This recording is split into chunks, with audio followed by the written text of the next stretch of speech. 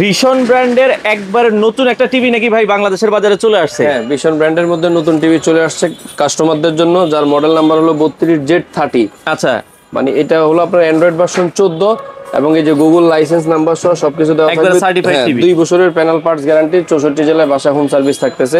আচ্ছা, এই টিভিটা যারা নেবেন এটার এমআরপি প্রাইস হলো 25,300 টাকা।